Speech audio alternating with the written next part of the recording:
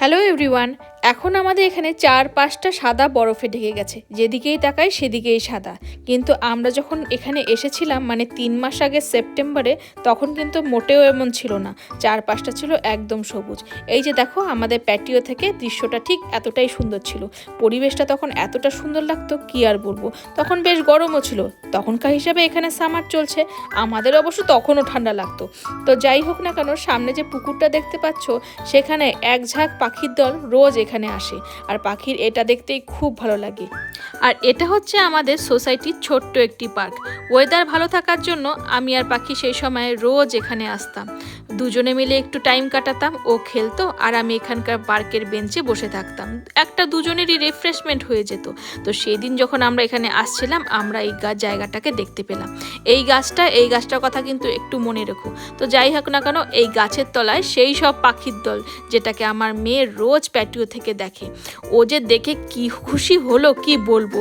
ওদের পেছনে যতটা পারলো ছুটলো, মনে হয় একটা সেদিন ধরেই ছাড়তো। তো যাই হোক না কেন, দেখো, বাচ্চাদের এই ফাঁকা মাঠে দৌড়াতে দেখতেও খুব ভালো লাগে।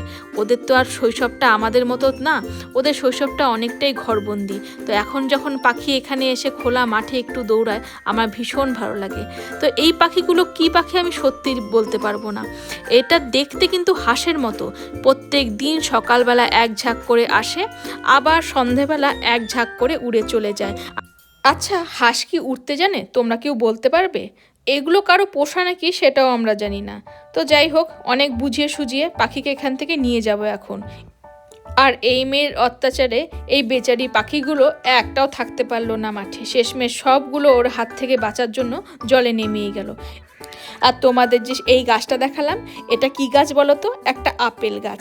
এখানে অনেক আপেল ধরে থাকে। সেই দিনও দেখো কিছু কিছু আপেল ধরে আছে লাল হয়ে হয়ে। আর আমি একটা আপেল খেয়েও দেখেছিলাম, খেতে কিন্তু বেশ ভালো। সেই দিন নিচেও অনেক পড়েছিল, কিন্তু আজকে আর নিচে দেখতে পাচ্ছি না। মাঝে মাঝে হরিণ আসে তো এখানে, তো তারাই হয়তো খেয়ে নিয়েছে। তো আজকের মতো এইটুকুই। ভালো লাগলে লাইক, শেয়ার, সাবস্ক্রাইব।